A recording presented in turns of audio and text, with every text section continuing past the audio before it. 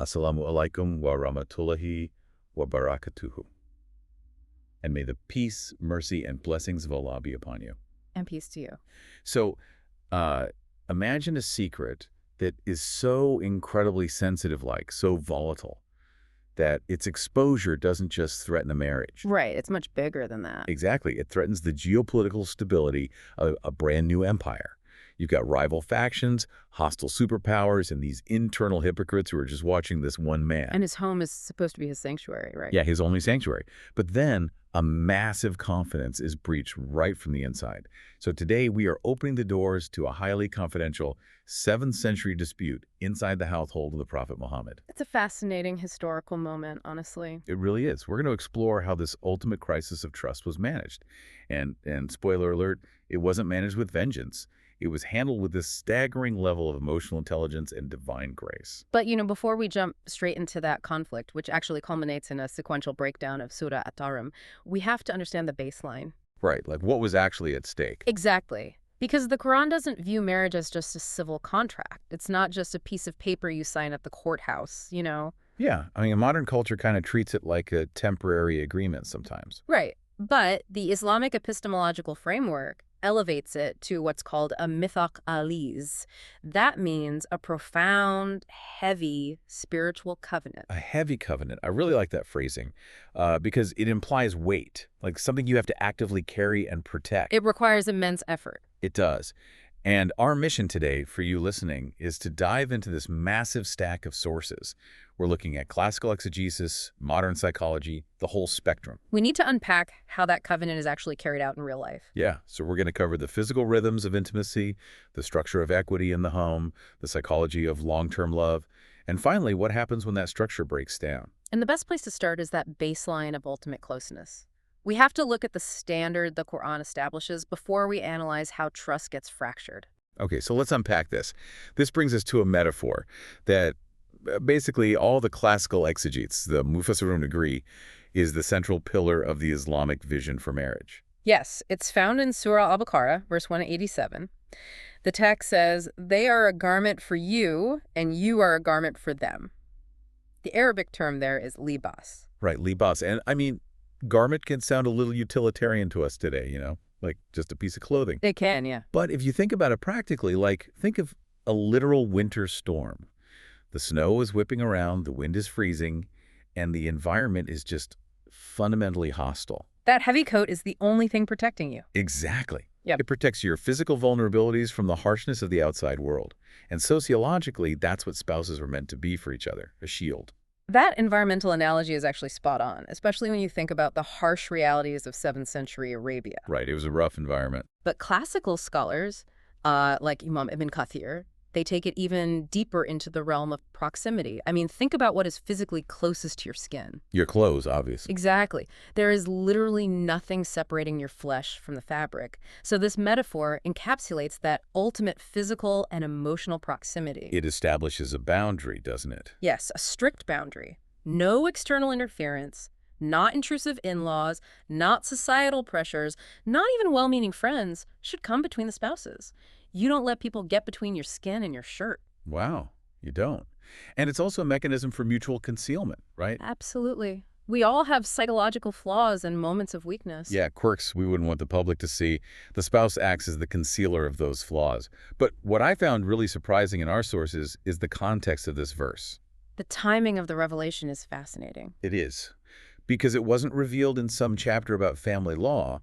It was revealed in the context of Ramadan. It's nestled right inside the rules about fasting. Which is such a profound structural choice by the divine text. Classical commentators like Al-Jalalain emphasize this heavily. Why is that placement so important? Well, it's essentially a divine rebuttal to ascetic extremism. Yeah. If you look at ancient religious traditions, getting close to God usually meant punishing the physical body. Right, like the flesh was inherently sinful. Exactly. You had to deny yourself worldly pleasure to be spiritual. But the Quran deliberately shatters that dichotomy right there in Al-Baqarah. By placing intimacy inside the holiest month. Yes. By putting the highest expression of physical pleasure within the parameters of the fasting month, it sanctifies that natural human need. So you don't have to choose between being deeply spiritual and, experiencing physical joy in your marriage. Not at all. In fact, fulfilling that marital right is classified as an actual act of worship. But the language it uses is so careful. I was reading Fakhr al-Din al-Razi's commentary, and he points out how the Quran systematically avoids vulgarity. It's very intentional. It avoids clinical or mechanical terms. Yeah, it uses the concept of mubashara instead. Right, which comes from the Arabic root for the outer skin. Exactly. Al-Razi explains this as a sophisticated metaphor, a kanaya. It's painting this picture where emotional intertwining has to accompany the physical act. It's not just two bodies colliding for biological relief. Right. It's a mechanism where both people are actively granting tranquility to one another. And there's a deep psychological layer to that linguistic choice, When a text uses elevated language like that, it programs you to approach the act with reverence. Because if it's just a transaction, it loses its spiritual weight. Exactly. If you're constantly reminded that you are a garment of tranquility, it forces an emotional merging. But here's where human nature gets complicated. Because if you have this ultimate closeness, this constant proximity, well, that can actually breed transaction. Familiarity breeds contempt, as they say. Yeah, if you're constantly in someone's space without boundaries, intimacy can easily become just a chore, like a mechanical routine. So how does the Islamic framework prevent that spark from fading? That brings us forward in Surah Al-Baqarah to verses 222 and 223.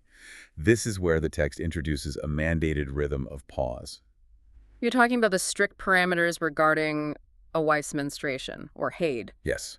The text explicitly commands husbands to pause physical intimacy during this cycle until they were purified. And foundational scholars, based on the consensus of early authorities like Ibn Abbas, detail that this purification, the tatahar, isn't just a casual wash. It's a formal ritual, right? It requires a complete ritual bath, a ghusl with water, or if water isn't available, a dry ablution called tayammum. Only then can intimacy legally resume. Wait, I need to push back on this for a second. Yeah. Because mandating a pause in intimacy to a modern ear, doesn't that just breed physical distance? It can seem rigid at first glance, yes. Like, having the divine intervene in the most private area of a marriage with a strict rule feels a bit invasive.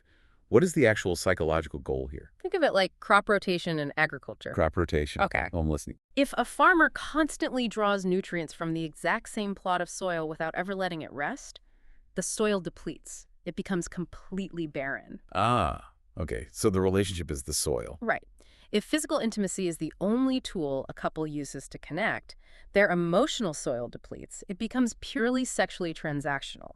So by legally mandating this cyclical abstinence, they're forced to cultivate different types of soil. Exactly. They have to engage in non-sexual forms of affection. They have to actually talk, check in emotionally, and find comfort just in companionship. Okay, that makes a lot of sense. It basically hits a reset button, so you remember why you actually like this person, not just why you're attracted to them. It prevents the relationship from becoming one-dimensional. But why the ritual bath? Why does it matter if you use water or even dust with tayammum before you can resume? That seems like a purely ceremonial hurdle. It is ceremonial, but it serves a profound psychological purpose. The act of a formal ablution bridges the physical world to the metaphysical world. So it's a reminder of God's presence. Yes. It reminds both partners that their union isn't just a biological urge. It's a sacred act monitored by God. It brings mindfulness back into the marriage bed. That's beautiful. So it keeps the garment multidimensional. We have the physical closeness, but with mandated boundaries to protect the emotional bond. That handles the private, intimate sphere of the relationship perfectly. But an Islamic marriage isn't just a romance, right? It's a functioning household. It's basically a micro-administration. It is, and we need to look at how that household is structured legally. And this is where we hit a verse that has generated a massive amount of modern debate. Surah Al-Baqarah 2.228. Yes, the verse about rights and the degree. It says women have rights similar to those over them in a reasonable manner, but men have a degree, a daraja over them. That verse really is the cornerstone of Islamic family law. But the modern debate almost always skips the first half just to argue about the second half. Right. Before we even talk about the degree, we have to look at the principle of milong. Similar rights. In the ancient world, declaring that a wife has equitable rights mirroring her husband's was completely revolutionary. It established total reciprocity. The sources gave this amazing historical example of mythal and in practice. It involved the companion Ibn Abbas. He was one of the greatest early scholars of the Quran. Yeah, and he was known to stand in front of a mirror and just meticulously groom and beautify himself. And when people asked him why, he cited this exact verse. It's a brilliant application of the text. He literally said, "I love to beautify myself for my wife, just as I love for her to beautify herself for me." It completely dismantles the assumption that emotional and aesthetic effort is only the woman's job. Ibn Abbas knew equity requires mutual effort. If you expect a cheerful disposition and physical upkeep, you have to provide the exact same thing. But then we arrive at the word daraja. The famous degree. Yeah. And if Yeah. you're listening to this and feeling a knot in your stomach at the phrase men have a degree over them, you are definitely not alone. The gap between 7th century organizational frameworks and our modern vernacular is huge here. It really is. Culturally, this often gets twisted to mean men are somehow ontologically superior, or that they have a divine license to act like dictators. Which is a catastrophic misreading of Orthodox Sunni jurisprudence. So how did the classical scholars actually read it? If we look at authorities like Qatada and Ibn Kathir, they explicitly define daraja not as a status upgrade, but as an elevation of burden. An elevation of burden, not a privilege. Exactly. It's a heavy administrative, moral, and financial responsibility.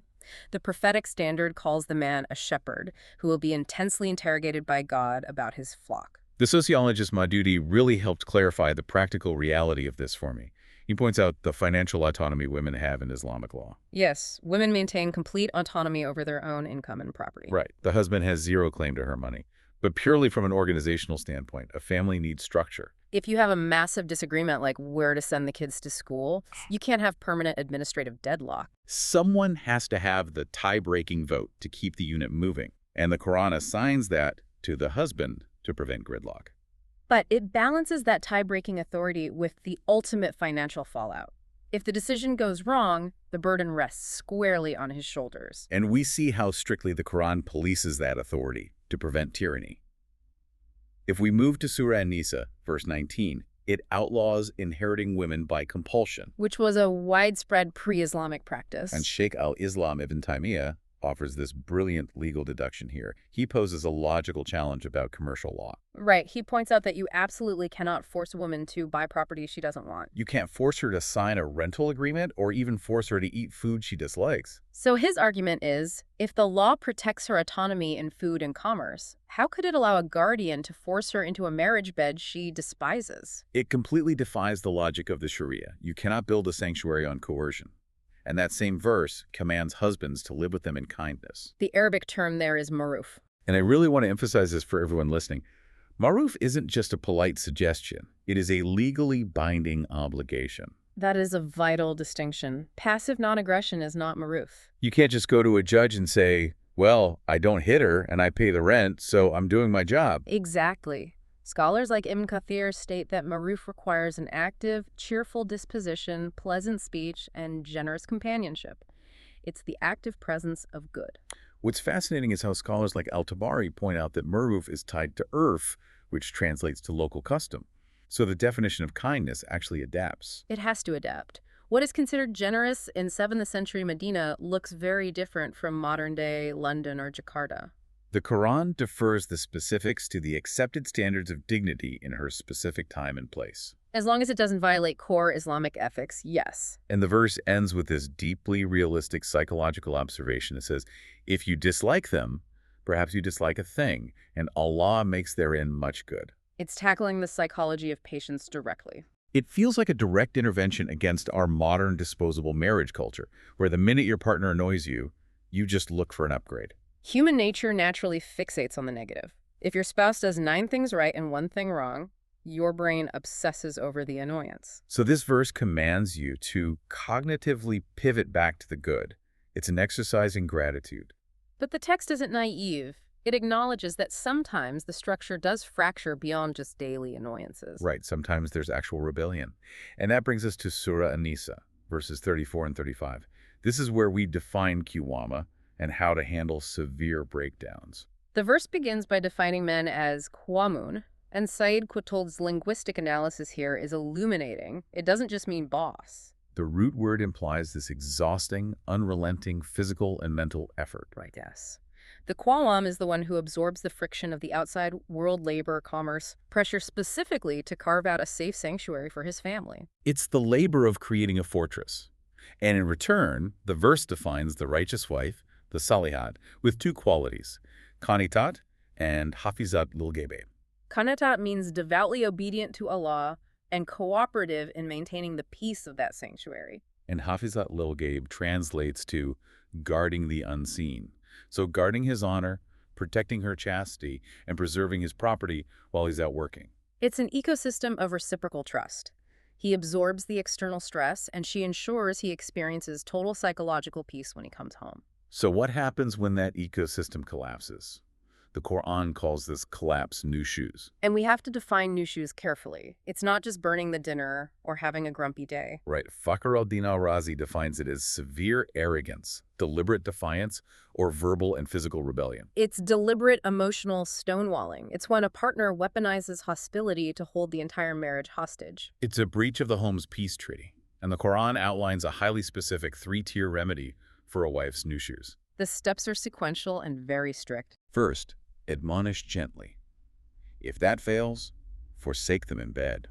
And if that fails, the third step translates as strike them, wadribuhuna. We need to unpack these carefully. I really want to, because reading this progression, honestly, even the second step feels highly counterintuitive today. Couples therapy tells us to never go to bed angry. Right. Endless communication is the modern standard. Doesn't physical withdrawal, like forsaking someone in bed, just breed more resentment? It would if it were just a petty silent treatment. But classical scholars emphasize this is a calculated psychological signal. It's a nonverbal shock to the system. A shock because words have lost their value. Exactly. When gentle admonishment fails because of total stonewalling, withdrawing physical affection says the foundation is broken and I won't pretend we are fine. It forces the crisis out of the realm of bickering and into stark reality. Okay, I get that. But we need to aggressively address the third step. The striking clause, yes, we absolutely must. We cannot gloss over this. This verse causes intense pain for many believers. It's weaponized by critics and tragically abused by toxic men to justify domestic violence. The gap between classical codification and modern abuse is night and day. What are the actual historical legal parameters of this step? Because the translation just says strike. Classical Orthodox consensus from titans like Ibn Abbas and Al-Qurtubi is uncompromisingly restrictive. Based on the Prophet's own example, right? Yes, the Prophet Muhammad never once hit a woman or a servant in his entire life. This verse is unequivocally not a license for domestic violence.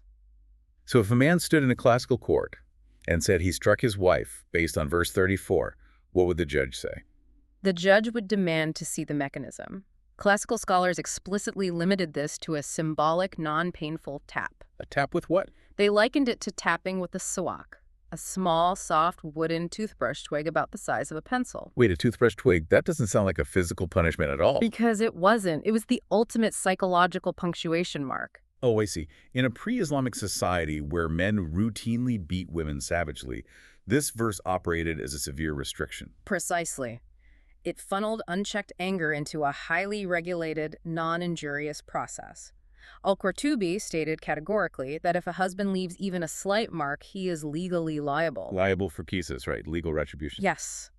The wife could take him to court, and the judge could mandate physical punishment for the husband in return. And contemporary scholars take this defense even further into our modern context. Absolutely. Scholars like Numan Ali Khan argue this verse deals with extreme, family-destroying betrayals, not daily arguments. And theologians like Yasir Qadi and Omar Suleiman lean heavily on the Islamic legal maxim, la darar wa la dirar. Do no harm and reciprocate no harm. Any application that justifies abuse stands in blasphemous contradiction to the Quranic objectives of love and mercy. If a home is terrified of the husband, he has completely failed his role as a protector. And to show the balance, the Quran also addresses male nushuz. Yes, in Surah An-Nisa, verse 128. If a husband fails to provide, or is violent, or emotionally deserts his wife, that is male rebellion. And she doesn't have to silently endure it. She has full legal grounds to demand her rights, involve arbitrators, or initiate a divorce called khul. The accountability is completely mutual. Which brings us to another sensitive area, conjugal rights. The prophetic tradition actively protected the wife's physical rights. There's a famous story where the prophet reprimanded a highly pious man who fasted every day and prayed all night. Because he was exhausted and neglecting his wife. The prophet commanded him to break his fasts, stating his wife had a right over his body. Intimacy is a shared reciprocal right. It's not just the husband demanding and the wife tolerating. But then, there's that infamous hadith about the angels cursing a wife who refuses intimacy. I know almost everyone listening has heard it weaponized. It is a profound tragedy how abusers hijack sacred texts. They use it for coercion, marital rape, basically saying, if you don't sleep with me, God is angry with you. If we look at contemporary research by the Akin Institute, relying on classical heavyweights like Ibn Hajar, they clarify this completely. Context is everything. So what does the curse actually apply to?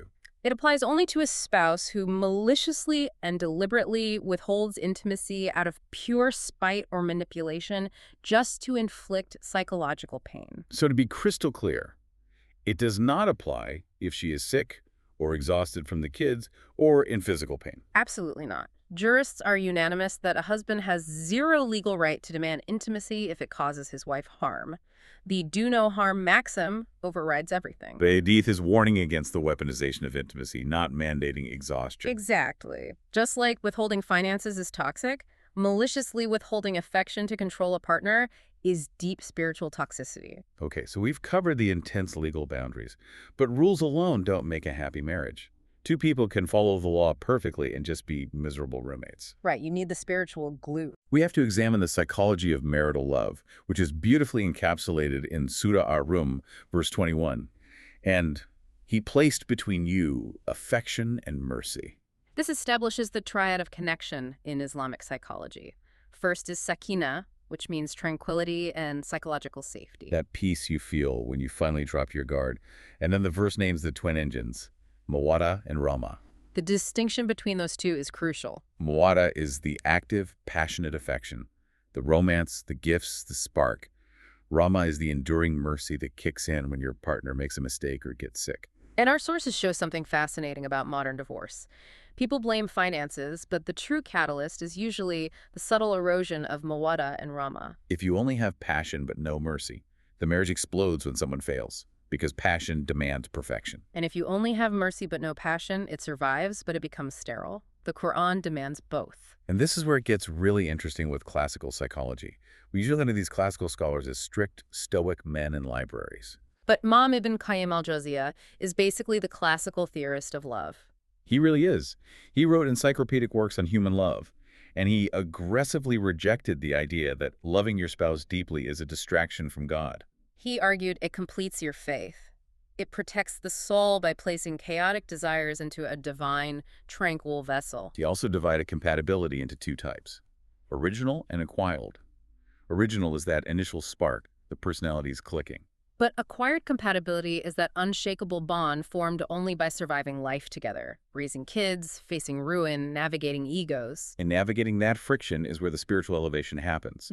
Imam Ibn Rajab said sacrificing your ego for marital peace elevates you to the spiritual elite. Maintaining love is high worship, and destroying a marriage deliberately is classified by al-Dahabi as a major sin. The stakes are incredibly high, so we deeply understand the ideals now. Now we transition to the ultimate test case. What happens when these massive concepts are tested in the household of the Prophet of God himself? This brings us to the historical context. The Asbab al-Nuzul of Surah At-Tahrim. We're looking at a severe breach of confidentiality. A heavily guarded secret was leaked from within his own home. Set the scene for us, because there's a bit of historical debate about what actually triggered this crisis, right? Yes, the most rigorously authenticated narrative in Bukhari and Muslim is the honey incident. Okay, what happened with the honey? The Prophet had a routine of visiting his wives after the afternoon prayer, but he started spending slightly more time with his wife Zainab, drinking a specific honey concoction she made. And his other wives, Aisha and Hafsa, noticed this disruption. Right. Experiencing natural human jealousy, they formed an alliance. They agreed that whenever he visited, they would both claim his breath smelled like magafir. Which is a foul-smelling resin. They knew his psychology perfectly, didn't they? They did. He was intensely sensitive to offending anyone, especially an angel of revelation, with a bad scent. So they pulled the exact psychological lever they knew would work. And it worked. Out of distress, he swore a binding oath to never drink that honey again. He confided this to Hafsa, telling her to keep it secret so as not to hurt Zainab's feelings. But there is an alternative story in sources like Al-Tabari, the Mariah the Copt incident. Yes, in this narrative, the prophet used Hafsa's quarters to spend time with his concubine, Maria, while Hafsa was visiting her father. And Hafsa returned unexpectedly, discovered this, and was devastated. To restore peace, the prophet swore an oath forbidding Maria to himself and desperately begged Hafsa to keep it a secret from Aisha. The sources mention a methodological gap here. The hadith chains heavily favor the honey story. But the thematic context, the sheer severity of the upcoming reprimand, makes theologians like Yasir Qadhi lean toward the Maria incident. The logic being an oath swearing off intimacy carries infinitely more weight than an oath about a sweet drink. But as Maududi points out, the lesson of the surah remains exactly the same. The catastrophe wasn't the honey or the concubine. It was the breakdown of trust. It was the fact that a solemn secret, entrusted by the leader of the Muslim world to his spouse, was leaked. Which brings us to the sequential breakdown, the climax of our deep dive. So let's look at the sequence of the whole surah, starting with verses 1 and 2. Those verses directly address the oath. Allah says, "O Prophet, why do you prohibit yourself from what Allah has made lawful for you, seeking the approval of your wives?" So God is gently correcting the prophet for restricting himself just to appease his household. And verse 2 gives him the legal mechanism to expiate or break that oath. Right, but then we get to verse 66.3, the leak. The text says, "And when the prophet confided to one of his wives a statement," the Arabic word is asara. And Hafsa takes this heavy secret, and unable to hold it, she leaks it to her ally, Aisha. And Allah directly informs the prophet of this breach via revelation. This verse is where we witness the absolute majesty of prophetic emotional intelligence. Look at how he confronts Hafsa. The Quran states he made known part of it and ignored a part. The phrasing is beautiful. Arafa barahu warada on bed. This introduces the foundational concept of Tagaful. Tagaful, the art of graceful overlooking. Precisely. By not exposing the exhausted extent of everything he knew about her conspiracy, he saved her from crushing humiliation. He addressed the core issue, but held back the details to let her keep her dignity. I really want to reflect on this, because I see the exact opposite today. Modern relationship dynamics can be very different, yes. We have this toxic habit of calling out every single detail. When we argue, it's like we pull up a mental Excel spreadsheet. You did this today, and on a Tuesday 3 years ago, you looked at me funny. Exactly. We pull up text screenshots from 2021 just to utterly destroy our partner's argument and prove why you're 100% right. But the prophet had divine revelation on his side.